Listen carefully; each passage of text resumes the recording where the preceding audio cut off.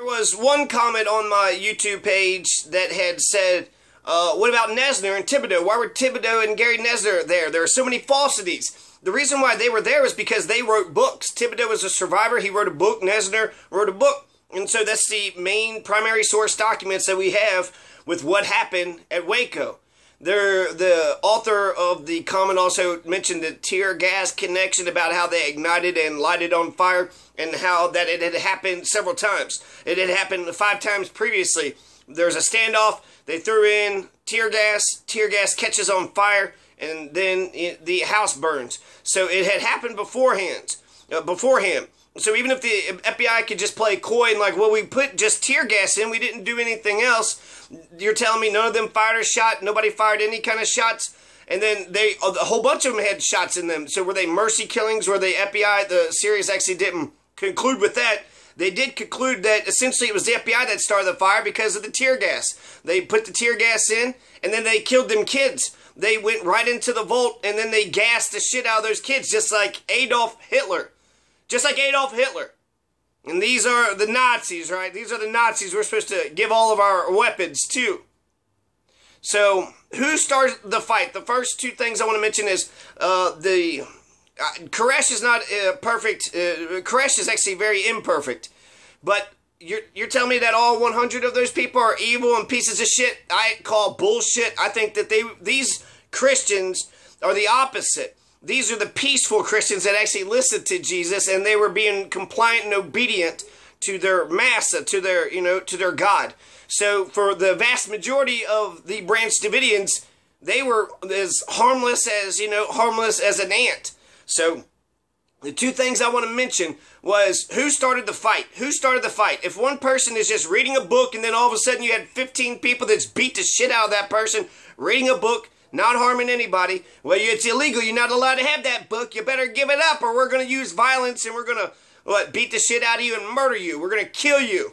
Well, clearly, there's one person that's in the right, one person in the wrong. The initial raid with the ATF was so fucking wrong, it wasn't even funny.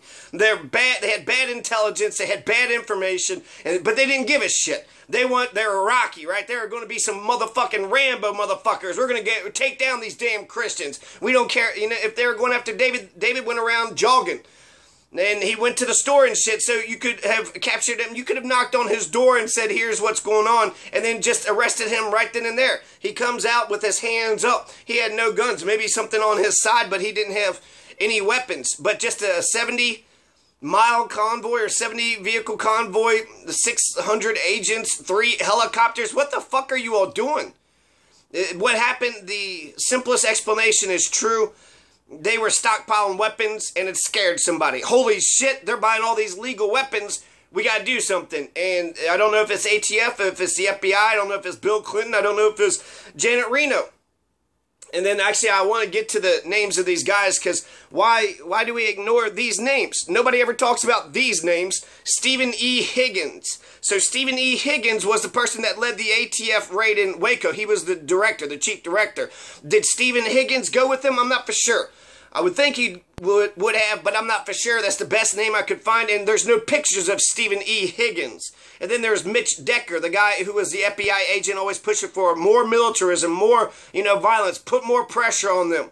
So Stephen E. Higgins led the ATF raid. I don't know if he was the chief or not, so that's bullshit. We don't even know who is responsible for that initial ATF botched raid. The ATF fucked up the raid, and then the FBI took it over to fuck up the entire raid some more. The siege also makes me think of the siege of Boonesboro. The Native Americans went around Daniel Boone's fort in Kentucky for about 11 days. This was a 51-day siege. 51 days, nearly 2 fucking months. And then I heard that they had enough food and water to last them months. So they're prepared to, essentially wait this thing out. And that would have ended it, right? If they would have just gone home. They realized they made their mistake, and when you're going down the wrong road, it's never too late to turn back around.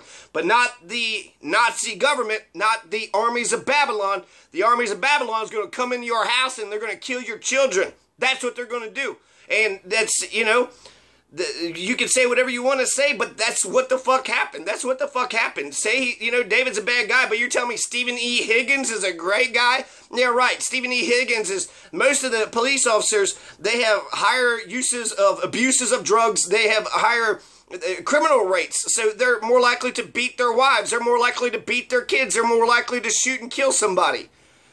So you're going to tell me Stephen E. Higgins is, Mr. through and through, just nothing wrong with him? I call bullshit. I call bullshit on that. The fact that you don't know Stephen Higgins. You don't know Stephen Higgins. You know David Koresh is, but you don't know Stephen Higgins, because Stephen Higgins got the word out that Koresh was a bad guy, but Stephen Higgins, got to stay behind the lines. The military very much are invisible. Oh, then the militia came up, then the army came up, and then everything was quite all right. Same thing happened with the Pullman strike, right? You have working class people saying, no, we are not being treated good. We need better wages. We need better conditions. These aren't safe working conditions. And then was it, Grover Cleveland? Well, we got the fucking army, smashed you, everything's over. Everything's over. Yeah, you sided with the capitalist. You sided with the moneyed interest against the people, against labor. So, I mean, that's... To act like they settled it, yeah, they settled it by force. So is that what we're doing? We're not even really talking about democracy. Basically, the person with the biggest guns is the one that rules everybody. And for the people that's for gun control, you must apparently think that those people with the guns are protecting you. And that's a nice privileged perspective. That is nice privilege. And also you must think that nobody will come in your house and rob you. So you don't live in the hood, you don't live in a poor area, and you seem to think that the establishment will always defend you, and they can never what? Pull a Waco? They killed that guy in Tennessee, said, I love this shit, when they killed a white man for a traffic misdemeanor. And then he was off to the side. He wasn't harming anybody. I don't even think he had a gun. He was unarmed. An unarmed white man got shot and killed, and no white person is going to stand. Nobody's going to arrest that murderer. No one's going to throw that. No one's going to put a warrant on them. No one's going to go to that murderer's house with guns blazing. Nobody's going to send 3 helicopters to that sheriff in Tennessee's house. Nobody's going to throw, there's also a 6-year-old that was killed in San Antonio, Texas. So these cops are killing kids. And yeah, it might just have been a mistake or what have you in San Antonio. But what if it's not a mistake, right? They said, I love this shit. I love killing unarmed, innocent white males who commit minor infractions. We love this shit. That's what that white male says. And I bet you in Tennessee, they don't throw that sheriff in jail. He doesn't get anybody. He don't get 70 agents. He don't get, 600 agents, 70 car convoy, and 3 helicopters shooting at his house because he's a murderer. Now, you want to tell me who is worse? When it comes to, Koresh and a murderer, murder is the worst thing you could do. At the very least, if there was abuse, those kids could have gone out and lived their life. But you murdered them. The government murdered them. And they murdered that guy in Tennessee. So they murder, and then who's going to stand up to them, right? Just like when our presidents go to war and they bomb all these third world countries, who's going to arrest them? Is there any cop brave enough to arrest a war criminal? Is there any police officer? Is there any judge out there brave enough to issue the warrant for the arrest of a war criminal? So apparently, some of us can commit crimes. The establishment, they commit all the crimes that they want. Murder, rape, stealing. All right, so let's get through. I got all this information here. So who starts the fight is very important. So how you're supposed to do it in America. You can't just go to a house and start gunning. You can't just start shooting. We're American citizens, and that does mean something. So you come to the person's house and you say, we are here to search your, blah, blah, blah. You have to say, have a warrant, specifically what the reason is, where you're going to search, and it must be signed by a judge. That's how America works. That's the 4th Amendment. So you, to think what? Well, I got a warrant over here, so now we're just going to go in guns blazing. Do you know for a fact that these people are as psychopathic as you think they are? Because they weren't. They were not. So that's how it should be. Here's a warrant, and I'm the sheriff, and I have the jurisdiction to go in there and, take a look. Here's the warrant, here's the paper, and just sit there and just, wait for a minute, see how they react. And now if he, doesn't answer the door, if there's a lot of weird suspicion, you shout, hey, we're coming in, and then you also, you know, if they act weird about it, or if they say no, well, then you can walk right past them too. But my guess would have been like, well, your paperwork are in order. I don't know. I mean, you give them that chance. You give them that opportunity. But just thinking that somebody could just walk in, guns blazing, no, that's absolutely, you need to know the reason why people are coming in. You need to know why it's happening. And you have a right to self-defense. So the ATF started the fight, and that's vital. That is so vital, it's not even funny. I mean, they weren't ready. They acted like they were the ones that were ambushed. No, you were ambushing them with, you know, by wolf packing the shit out of them. 70 cars, or 70 miles, and then you had 600 agents and 3 helicopters. So with the proper warrant, they had a warrant from the U.S. District Judge, so not a real judge, a magistrate judge, which is somebody lower than the judge, but, you know, they had a warrant, but they didn't have a no-knock warrant. They had a knock warrant. It means knock, here's us, here's what we're doing, and, you know, per the 4th Amendment, a warrant must be signed by an oath, or under oath. So, magistrate judges, how do you become a magistrate judge? You're appointed by the president. So that's, more fascism. And who was the magistrate judge that signed off on this bullshit?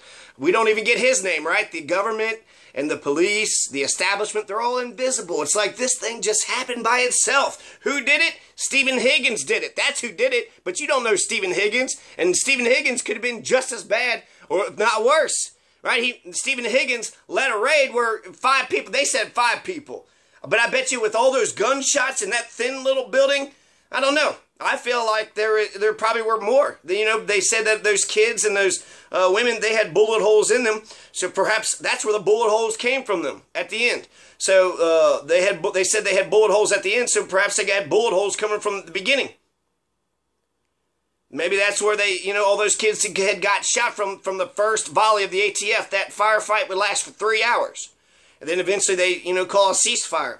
But the ATF botched this up. The ATF fucked this up. They fucked it up so fucking hard. We're Americans. We have certain rights. And you have to do that. I mean, if you don't tell the person what the reason is you're coming in, what the reason is, what authority that you have, they have no way of telling.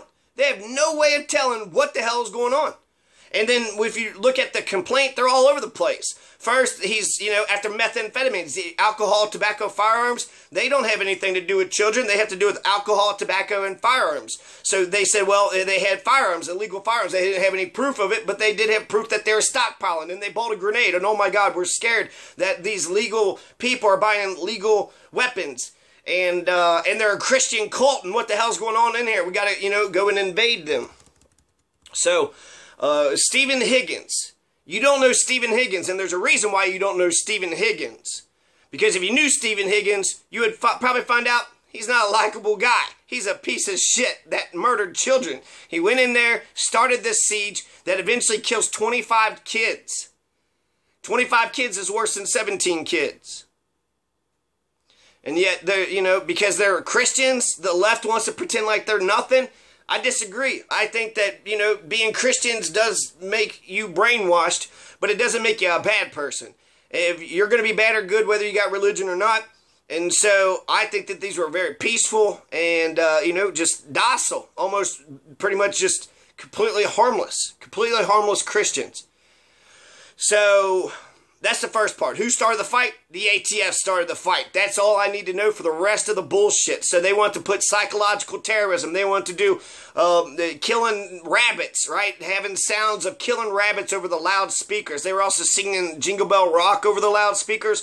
And then just a lot of distorted noises just to, you know, basically freak them the fuck out. Driving over his cars, driving over the nice prized vehicles.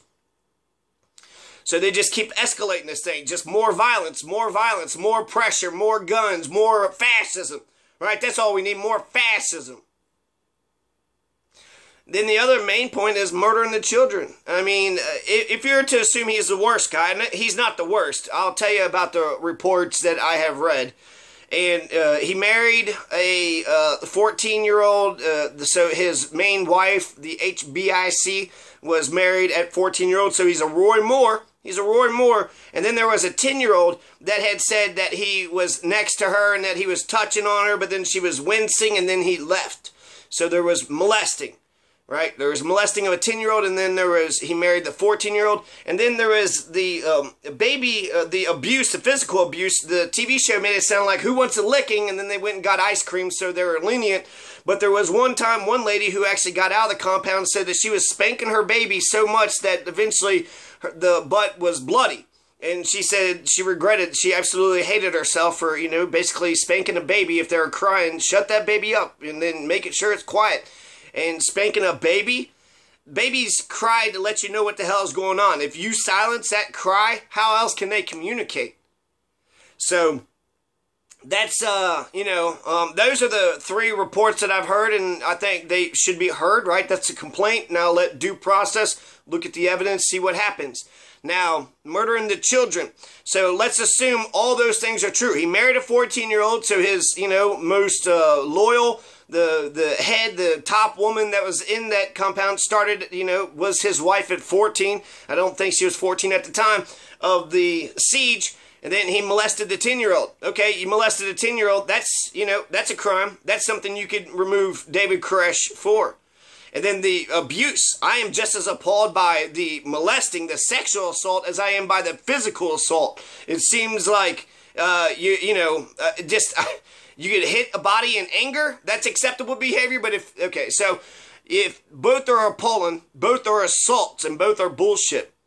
So the spanking a baby until their butt is bloody, that actually, I mean, that just sounds goddamn. I mean, they're all fucked up. It's all fucking gross.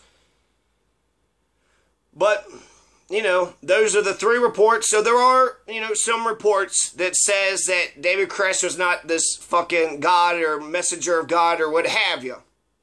Now, that being said, you had 100 people that watch this shit, and apparently they all consented to it. And Christians today, that's all they care about is beating the shit out of their kids. They don't care if the kid has health care, if they have good intelligence, or they want to beat their kid retarded. Because that's the only way you can actually get any person to believe in the Bible's bullshit. Yeah, invisible man, a bunch of fucking angels all flying around, the 7 seals. No, David Koresh said he was the 5th seal. He read the Bible. David Koresh actually was very fluent in the Bible. So in terms of being a Christian, he very much, you know, adhered to the principles of the Bible. So he was the 5th seal. And seals are, back in the day, they would stamp something in an envelope and then put rubber on it. So you would leave your mark. And then what that does is it's a rubber sort of thing that only person that can open up the letter. And these are like scrolls, so that, you know, letters were only written by the elites. But if you were in Persia and you want to write to, I don't know, Babylon or whatever, the Ephrodites, I don't know. If you wanted to write to somebody else, you would put a seal on it, and then you would open that seal. So when he's talking about the 7 seals, well, the 5th seal, there's like, I think that the first seal is the horsemen. The first 4 seals are the horsemen. They open the seal, and you get the black horseman, then the white horseman, then the red horseman, then the blue horseman. Revelations also had stars falling out of the sky, right? The stars fell out of the sky into earth, as if that makes any damn sense whatsoever. The stars being billions of miles away, and they don't land on earth because, you know, they're not. We're not the center of the universe. There could be a black hole. They said the sun went black, but if it just turned black, then that means all the lights are turned out. But then they said that the moon turned red. Well, how did it turn red without any light? So Revelations is just really crappy science. And then the Lamb, they also talked about the Lamb who was going to save everybody. The Lamb had 7 eyes and 7 horns.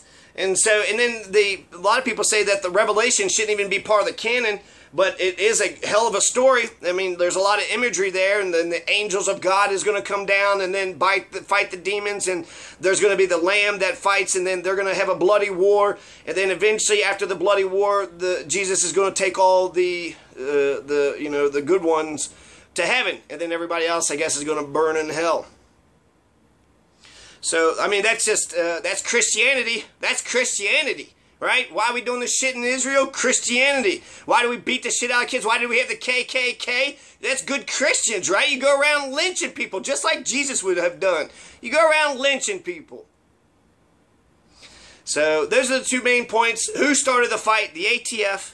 And then the ATF murdered the kids. You know, they keep saying it sounds like you're the bad person. You're the one that wants to come in here and kill all of us. And that's eventually exactly what they did. So when I think about it's not a perfect place, but I am in solidarity with the people of the Koresh. So not David himself, but the people who were just, doing their good Christian duty, thought that he had made sense to them. They grew up with Christianity. Here's this guy talking Christianity. You got to find your ministers, right? So what it sounded like to me was one big summer camp. They were riding four-wheelers, they went fishing, they were playing, and they did look loved. And the kids talk about, that place as if it was a fairy tale land. And so, it could have been a Neverland Ranch. A Neverland Ranch where every once in a while you got Michael Jackson, licking on your earlobe.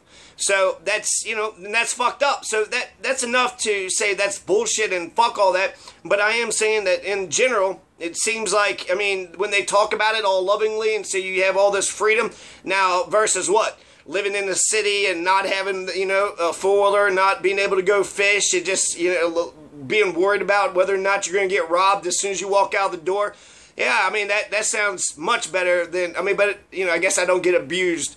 So, there's, just like anything, there's pros and cons, and again, those are alleged, too. So, I don't really believe that none of this shit's been proven.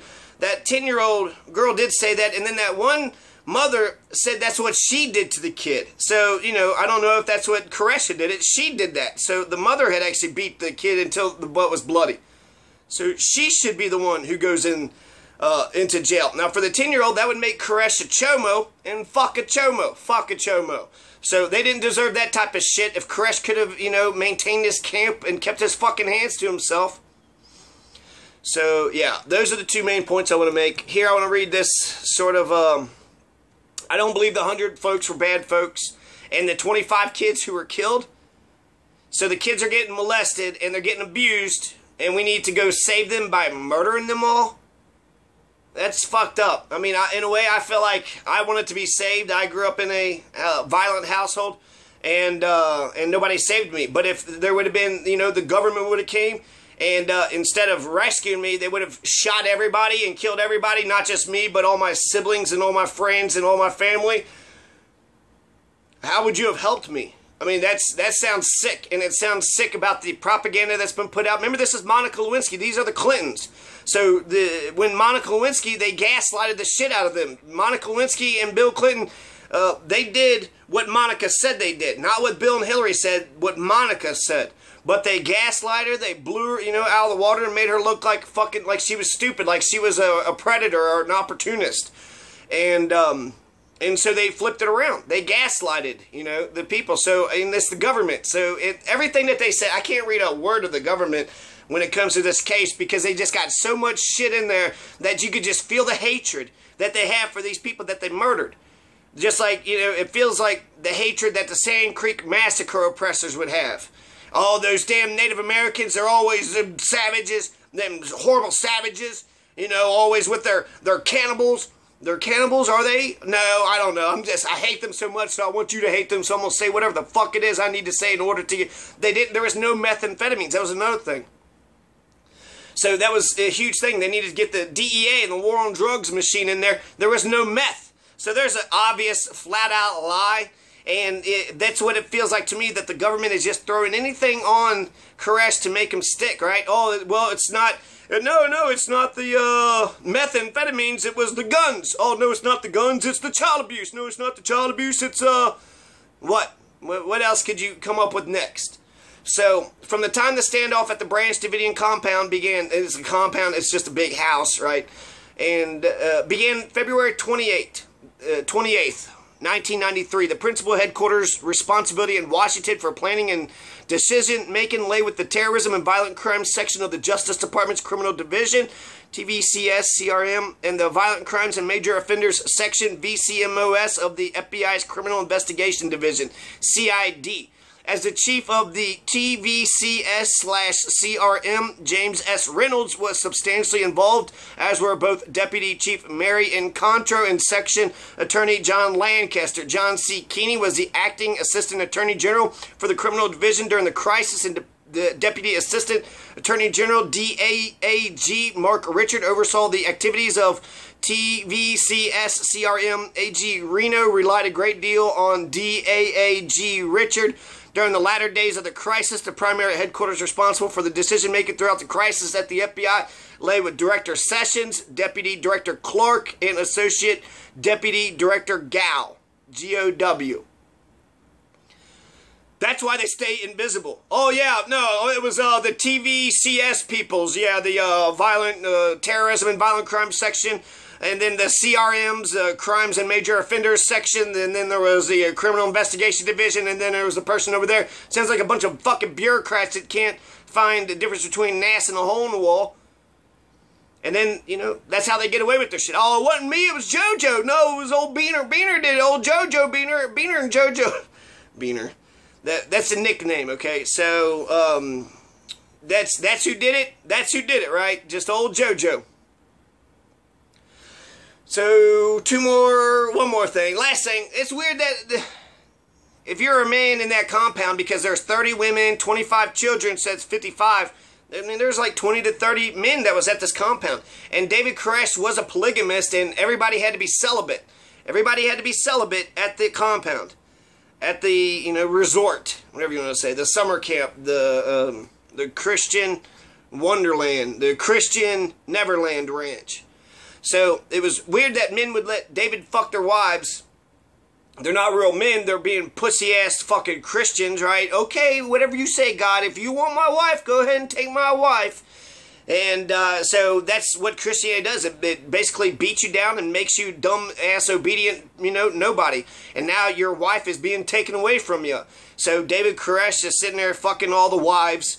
And I thought that was remarkable. I mean, that's insane. It does show how much control that he had over them, that he would tell grown-ass men that they couldn't, you know, make love with their wives. And the wives and the husbands, you know, they all agreed to it. So more coming up.